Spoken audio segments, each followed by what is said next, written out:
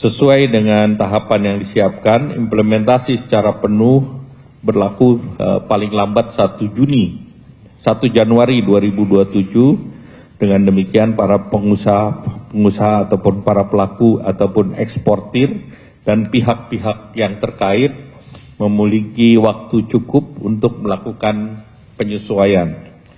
Kebijakan ini diharapkan untuk menjaga kepastian usaha, arus barang, realisasi ekspor, dan kontrak-kontrak yang telah berjalan ini tetap dihormati dan tentunya ini mengacu kepada kesepakatan antara eksportir dan mitra dagangnya.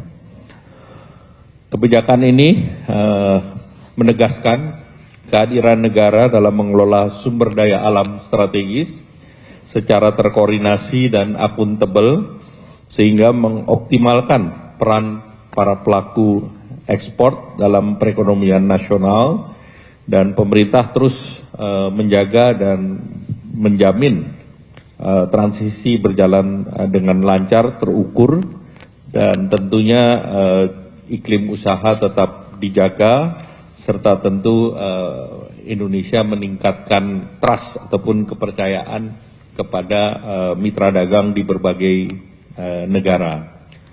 Dengan kebijakan tata kelola ekspor yang baru ini, langkah implementasi telah disiapkan dan diharapkan memastikan bahwa setiap nilai ekspor strategis memberikan manfaat nyata untuk mendorong perekonomian dan juga diperuntukkan bagi sebesar-besarnya kemakmuran rakyat Indonesia.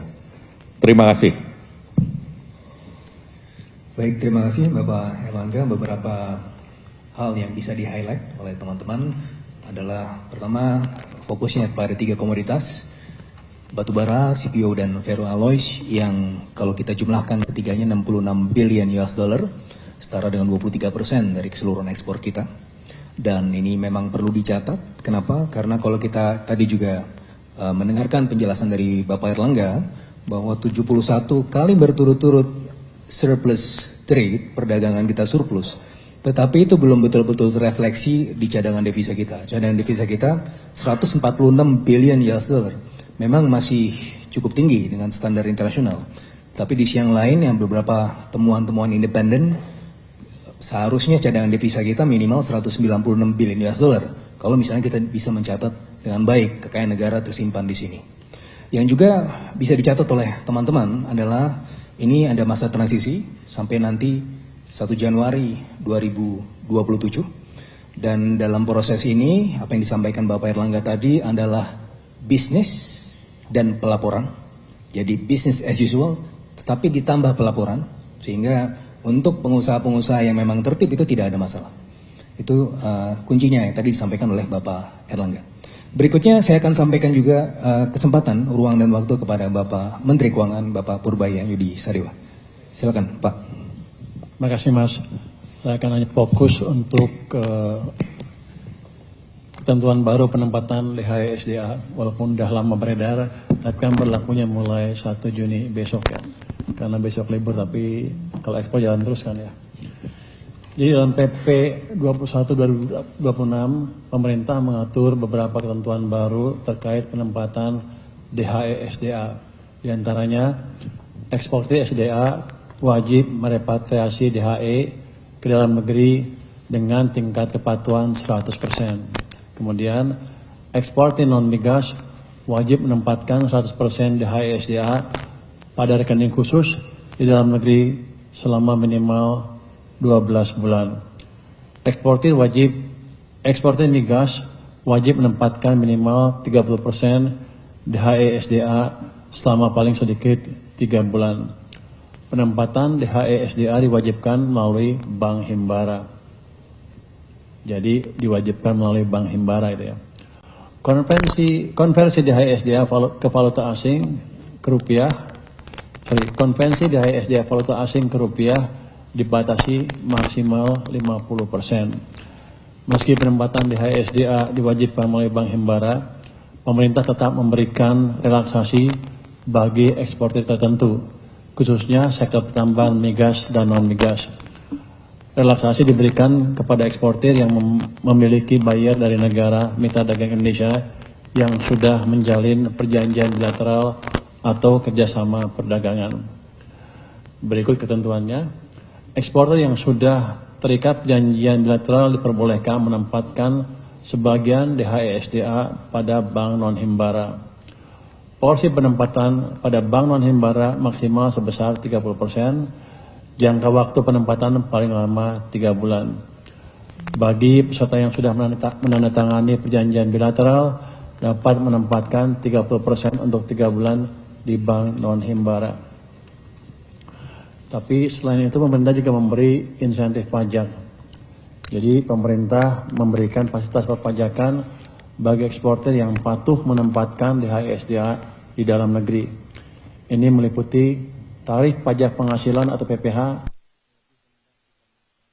reguler, tarif PPH atas penghasilan dan instrumen penempatan DHE SDA dapat mencapai 0%. Besaran tarif menyesuaikan jangka waktu penempatan dana.